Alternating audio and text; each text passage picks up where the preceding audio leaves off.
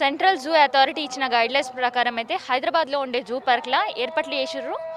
అయితే త్రీ స్టేజెస్గా ఆ ఏర్పాట్లు అనేవి చేశారు. ఒకటి, మైగ్రేటెడ్ బర్డ్స్ ఎట్టి పరిస్థితిలో జూ పార్క్లో ఆలకుండా ఉండడానికి.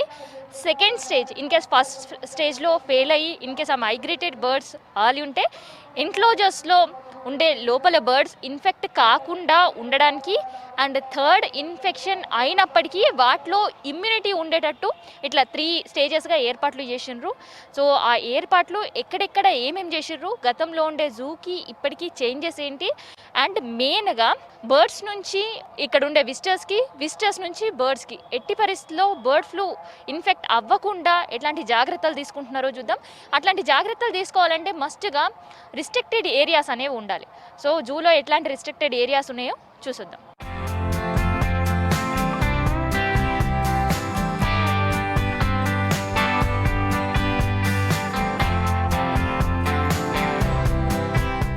మూడు 380 ఎకరాల విస్తీర్ణంలో ఉండే జూలు జంతువుల కంటే ఇక్కడ ఉండే పక్షుల సంఖ్యనే ఎక్కువ.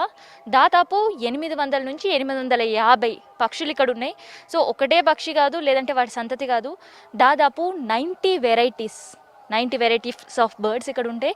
అవి కూడా సౌత్ ఆఫ్రికా కావచ్చు, ఏషియా కావచ్చు, ఆస్ట్రేలియా కావచ్చు, ఇట్లా రకరకాల దేశాల నుంచి వచ్చిన బర్డ్స్ అన్నీ కూడా ఇక్కడ ఉండే వాళ్ళకి కన్విన్స్ చేస్తుంటాయి.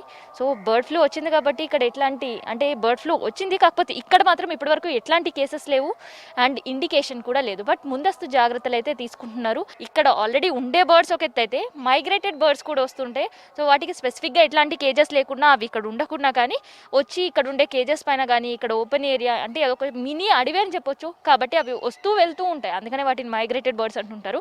సో అట్లాంటి మైగ్రేటెడ్ బర్డ్స్ జూ గనక వస్తే అవి ఇక్కడ ఉండకుండా ఎట్లాంటి ఏర్పాట్లు చేసారో చూద్దాం. మెయిన్గా ఫస్ట్ జూ కాన్సన్ట్రేషన్ అంతా కూడా అధికారులది మైగ్రేటెడ్ బర్డ్స్ జూలో ఆలొద్దు.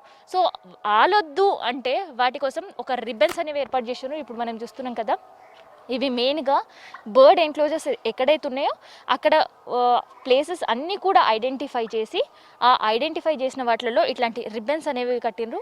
ఇక జూలో 800 బర్డ్స్ ఉన్నాయనగా 800 బర్డ్స్ కోసం స్పెసిఫిక్గా కొన్ని స్పాట్స్ కూడా ఐడెంటిఫై చేసిండ్రు. అంటే డక్ పాండ్ కావచ్చు, హంబుల్ హబ్ కావచ్చు, ఇట్లాంటివన్నీ కూడా ఐడెంటిఫై చేసిండ్రు.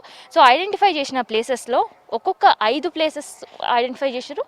ఒక్క ప్లేస్లో దాదాపు 4 రకాల బర్డ్స్ని ఎన్క్లోజర్స్ అనేవి కనిపిస్తుంటాయి.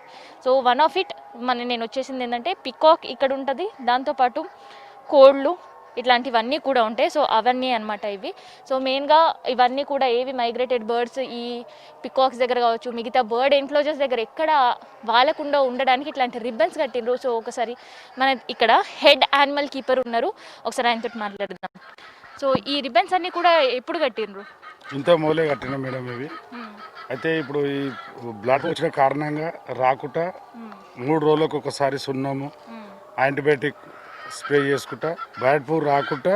ఈడైతే రిబ్బన్లు కనిపిస్తున్నాయి, బయట బర్డ్స్ రాకుండా కట్టే. అసలు వస్తుంటాయా బర్డ్స్ బయట నుంచి? మామూలుగా వస్తుంటాయి మేడం, బయటికి తిరుగుతుంటాయి. ఇవి కడితే ఇక రావు మేడం, అందుకోసం ఇవి కట్టినా మేడం. డన్. ఇక ఇది రిబ్బన్కి సంబంధించి మెయిన్గా అయితే మైగ్రేటెడ్ బర్డ్స్ ఆలకుండా ఇక్కడ జాగ్రత్తలు తీసుకున్నారు. ఇన్ కేస్ అవి వచ్చి వెళ్తే ఎట్లాంటి జాగ్రత్తలు తీసుకుంటున్నారు, ఎన్క్లోజర్స్ దగ్గర కావచ్చు, లేదంటే క్లోజ్ ఉండే ఎన్క్లోజర్స్ దగ్గర కావచ్చు, ఎట్లాంటి ఏర్పాట్లు చేసారో చూద్దాం.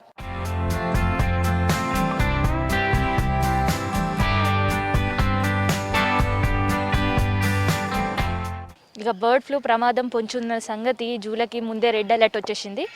ఇక దానికి సంబంధించి బర్డ్ ఫ్లూ కేసులు అయితే ఇప్పటివరకు ఏమీ లేవు, కాకపోతే అలర్ట్నెస్ అరేంజ్మెంట్స్ అయితే జూలో కనిపిస్తున్నాయి.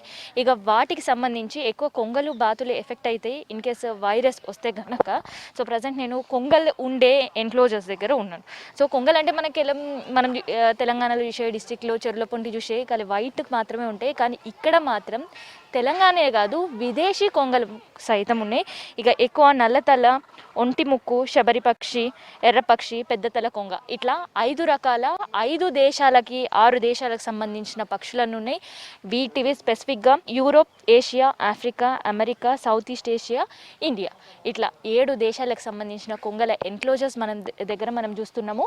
ఆ ఎన్క్లోజర్ దగ్గర మనకి ఏర్పాట్లు మనం చూస్తుంటే బర్డ్ ఫ్లూ అలర్ట్కి సంబంధించి ఈ కొంగల ఎన్క్లోజర్స్ పైన అంతా కూడా నెట్తో క్లోజ్ చేయబడుతుంటుంది.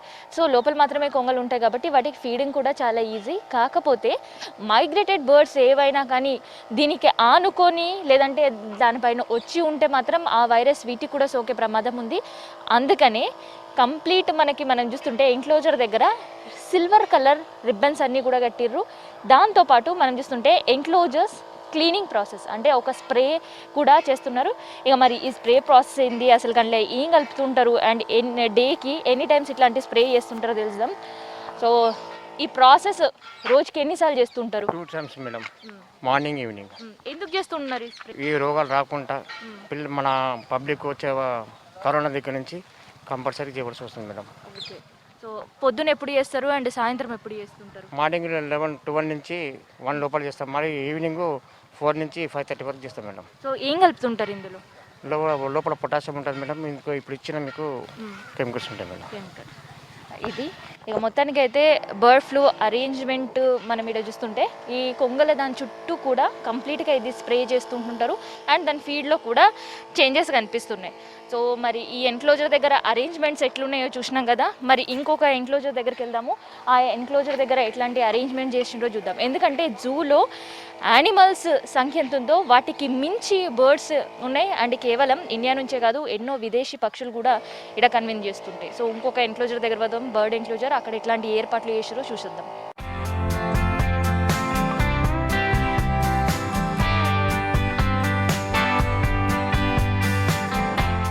ఇక ఇప్పటి వరకు కొంగల్ ఎన్క్లోజర్ దగ్గర ఎట్లుందో చూసినాం కదా. ఇక ప్రజెంట్ నేను బాతుల ఎన్క్లోజర్ దగ్గరకు వచ్చిన.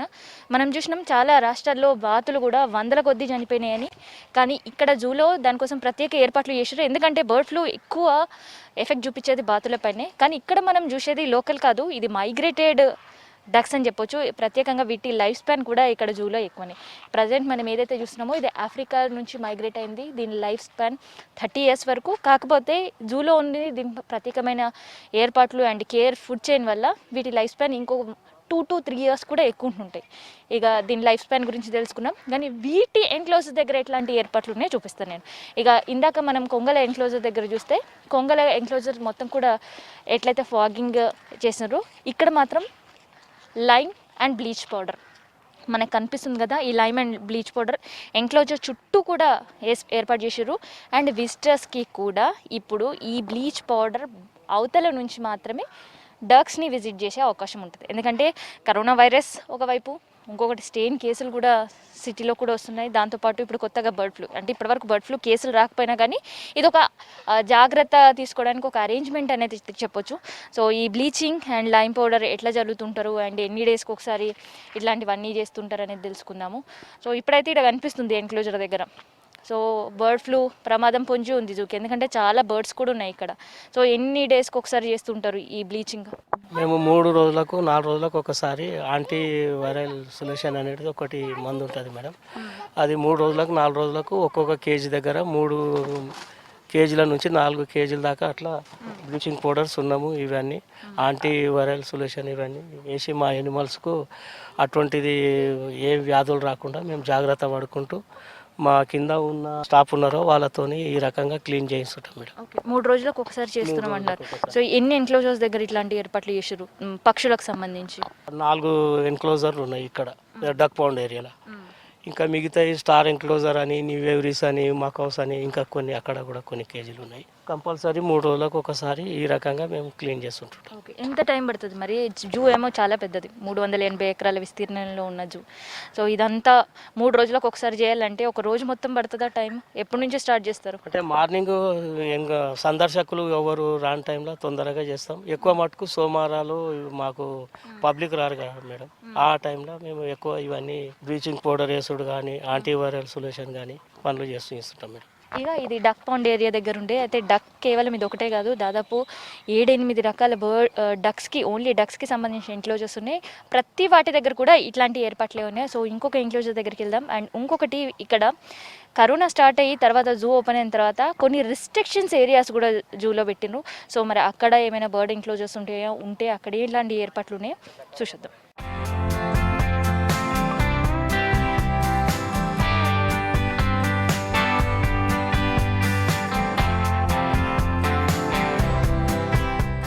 బర్డ్ ఎన్క్లోజర్స్కి, విజిటర్స్కి మధ్య స్పేస్ ఉంది అనుకుంటే అక్కడ మాత్రం ఎంక్లోజర్స్ దగ్గర ఏర్పాట్లు చేసారు. కానీ చాలా నియర్గా బర్డ్ ఎంక్లోజర్స్ విజిటర్స్కి ఉన్న చోట్ల మాత్రం కంప్లీట్గా ప్లేసెస్ అనేవి క్లోజ్ చేసారు.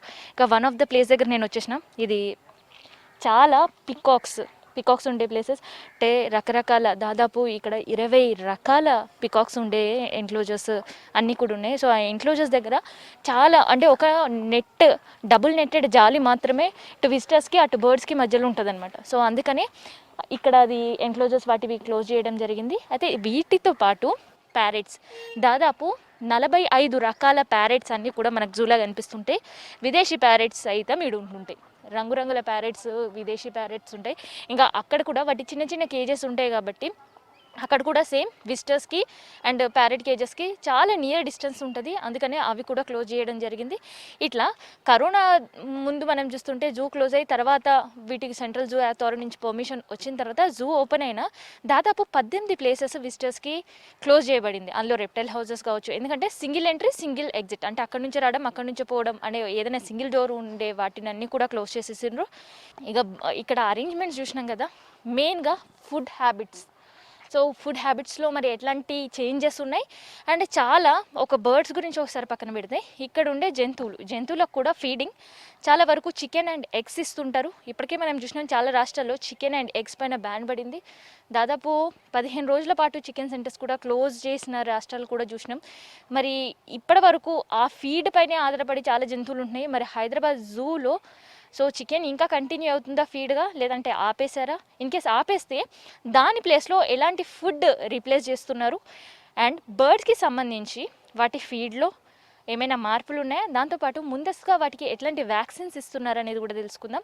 ఇక రిస్ట్రిక్షన్స్ ప్లేసెస్ చూసినాం, ఎంక్లోజర్స్ దగ్గర ఎట్లాంటి అరేంజ్మెంట్స్ చేసిరో తెలుసుకున్నాం. ఇక ప్రత్యేకంగా వాటికి ఇచ్చే medicines, food habits and chicken ప్లేస్లో రీప్లేస్ ఏమేమి చేస్తున్నారు అనేది అసిస్టెంట్ క్యూరేటర్ తోటి మాట్లాడదాం, తెలుసుకుందాం.